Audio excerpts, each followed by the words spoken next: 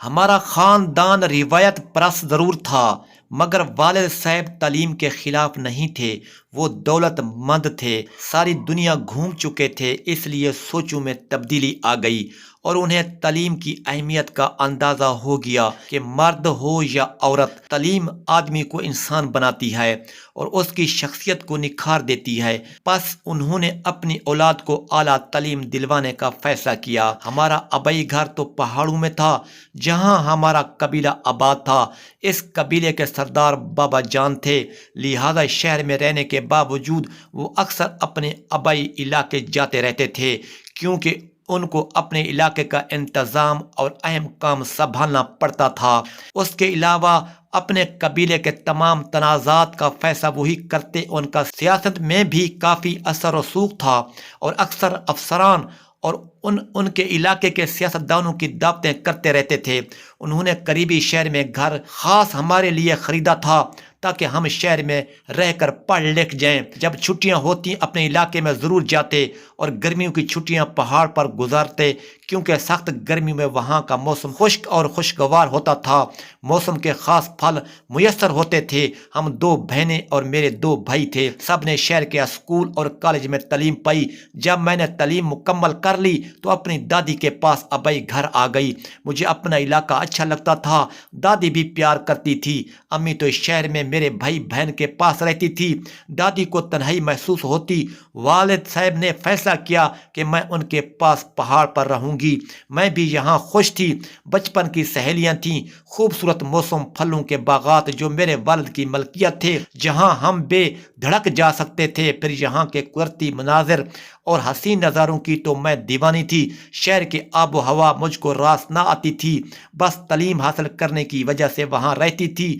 اب میں بڑی ہو گئی تھی، ایک سردار کی بیٹی تھی، دولت میرے گھر کی باندھی تھی، کسی شے کی کمی نہ تھی۔ اعلیٰ درس گاہوں میں تعلیم حاصل کی تھی اور اب والد صاحب کو میری شادی کی فکر ہو چلی تھی۔ اگرچہ میرے لیے رشتوں کی کمی نہ تھی، کیونکہ میں خوبصورت تھی، بلکہ پہاڑوں کے دامن میں کھلنے والا وہ خوبصورت پھول تھی کہ جس کی چاہ پڑے بڑے دولت مندوں کے جوان سال بیٹوں کو تھی۔ تاہم ہمارے یہاں دولت کا نہیں، رواجوں کا راج تھا۔ تب ہی والد صاحب اور بھائیوں کو میری شادی کی فکر کھا رہی تھی، جبکہ خود مجھے اپنے خیالوں کی حسین دنیا میں ایک کزن کی محبت کا غم کھا رہا تھا، جس کا نام تواب خان تھا۔ تواب کے والد سے میرے بابا جان کا برسوں پرانا تنازع چلا آ رہا تھا، جو کہ ملکیت کی تقسیم کا تھا۔ ظاہر ہے کہ پہاڑ تو ناقابل تقسیم ہوتے ہیں، البتہ جائیداد کی لڑائیوں میں انسان کے دل اور ان کی محبت میں ضرور تقسیم ہو جاتی ہے۔ ایک روز والد اور بھائیوں نے مل کر باہم یہ طے کر لیا کہ میرا رشتہ اسد یار خان سے کیا جائے، کیونکہ اس کے والد کی بھی تواب خان کے باپ سے پرانی دشمنی تھی۔ تب ہی بابا جان نے یہ فیصلہ کیا کہ ہم 2 قبائل مل کر ایک ہو جائیں تو اپنے دشمن کی طاقت کو توڑ دیں گے۔ میں ایک کا تو مجھ میں یارانہ تھا، لیکن بڑے بھائی کے سامنے بولنے کی جرت ضرور کی تھی، کیونکہ ہماری عمروں میں 2 ہی سال کا فرق تھا۔ میں نے کہا تھا، کلیم خان تم ہی سوچو، میں تعلیم یافتہ ہوں اور میرے دل و ذہن کی بھی ایک الگ دنیا ہے۔ اس جہاں رنگ و خوشبو کے دستور دوسرے ہیں، میری شادی کے فیصلے میں کم از کم میری رائے تو لینی چاہیے۔ اس نے جواب دیا کہ خالہ تم ایک عورت ہو اور ہمارے یہاں عورت کا فیصلہ کانچ کے کھلونے سے زیادہ وقت نہیں رکھتا۔ ہمارے رسم و رواج پہاڑوں جیسے اٹل ہیں، تم نے ان روایات سے ٹکر لینے کی کوشش کی تو وہ نہیں بدلیں گے، مگر تم فنا ہو جاؤ گی۔ میں پھوٹ پھوٹ کر رو دی، مگر میرے آنسوں کو برسات کی معمولی جھڑی سمجھ کر نظر انداز کر دیا گیا۔ والد اور بھائیوں نے اپنا فیصلہ سنا دیا اور مجھے اسد یار خان کی بیوی بنا دیا گیا۔ شریک زندگی خاصی عمر کا تھا، اس کی پہلے سے 2 بیویاں تھیں، اولاد بھی ان سے موجود تھی۔ میں اس بندھن سے سخت ناخوش تھی۔ میرا اس کا کوئی جوڑ نہ تھا، مگر وہ بہت خوش تھا۔ اس کو نو خیز پری کی مانند آسمانی حور مل گئی تھی، مانند تھی ایک مرجھائی ہوئی کلی جیسے زرد ہو گئی۔ وہ مجھے بہر طور پر خوش دیکھنا چاہتا تھا، وہ میری خوش دلی کی خاطر دنیا کی ہر شے خرید لینا چاہتا تھا۔ مجھے خوش دیکھنے کے لیے اسد یار خان نے روپیہ پانی کی طرح بہا دیا۔ میرے چہرے کو گلاب سا دیکھنے کی آرزو میں کوئی جتن نہ چھوڑا، مگر وہ میرے دل کی خوشی کو نہ خرید سکا۔ خوشی تو اس میں تھی کہ وہ مجھے آزاد کر دے، جس کا اسے علم ہی نہ تھا۔ وہ مجھے ساتھ لے کر یورپ کی سیر کو گیا، نگر نگر سیر و تفریح کروائی، مگر میرا من اندر سے روتا ہی رہا۔ انہی دنوں اسد یار خان تجارت کی غرض سے بیرون ملک گیا تو میں نے اکیلے میں سکھ کا سانس لیا، اور ادھر سنا کہ ہمارے علاقے میں طواب خان کا آنا جانا شروع ہو گیا ہے۔ اس کا ایک بچپن کا دوست یہاں قیام پذیر تھا، جس سے ملنے کو آنے کا بہانہ تھا۔ اسد یار خان کے رشتہ داروں نے سوچا کہ دشمنی کے باوجود طواب خان کا دشمن کے علاقے میں آنے جانے کا کیا مطلب ہے۔ پہلے تو وہ سمجھ نہ سکے کہ اس کی وجہ یہ ہے کہ وہ دل کے ہاتھوں مجبور ہے۔ بظاہر وہ دوست کی چراگاہ میں پہاڑی ہرن کا شکار کرنے آیا تھا، لیکن اس چراگاہ کے پاس ہی ہمارے پھلوں کے باغات بھی تھے۔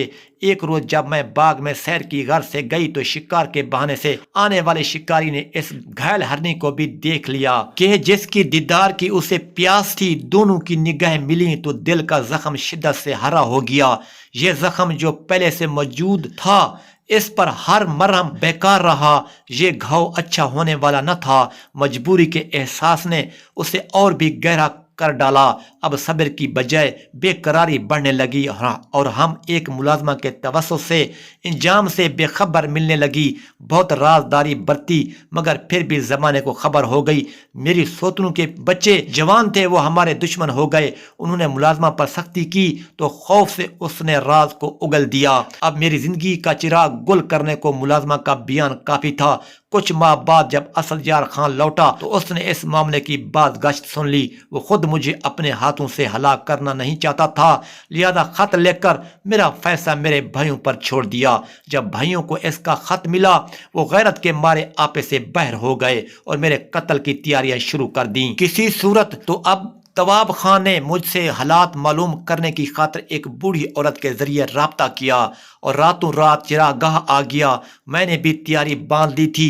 جب اسد یار خان سو رہا تھا، دبے پاؤں گھر سے نکلی اور چراگاہ پہنچ گئی۔ وہ سواری لایا تھا، اس کے ہمراہ موت کی وادی سے نکل بھاگی، کیونکہ اگلے روز ہی میرے بھائی میری زندگی کا چراغ گل کرنے کو آنے والے تھے۔ ہم چھپتے چھپاتے پہاڑوں کی سنگلاخ سرزمین سے دور نکل گئے، اور پھر طواب خان مجھے ایران کے راستے ترکی لے آیا۔ کچھ عرصہ بعد طواب نے اپنے اثر رسوخ سے وہاں سے بھی آگے ایک ملک میں جا کر پناہ لے لی۔ ہم پھر کبھی لوٹ کر وطن نہ گئے، جہاں ہمارے خون کے پیاسے تھے۔ مجھے اپنی جان بچ جانے کی خوشی تھی اور طواب خان کو مجھے پا لینے کی خوشی تھی، لیکن میری خوشی میں بھی آج ایک درد شامل ہے۔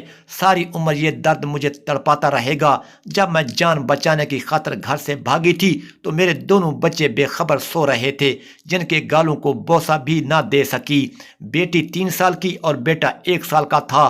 یہ دونوں بچے میری سوکنوں کے پاس رہ گئے، اور میں خون کے دریا کو پار کر کے اپنے وطن سے ہزاروں میل دور آ گئی۔ سچ ہے، جان بڑی پیاری شے ہے۔ جب موت کا خوف سر پر منڈلا رہا ہو تو پھر جان بچانے کے سوا اور کچھ سوچتا بھی نہیں ہے۔ اب سوچتی ہوں نہ جانے میرے بچے کس حال میں ہوں گے اور وہ اپنی ماں کے بارے میں کیا سوچتے ہوں گے۔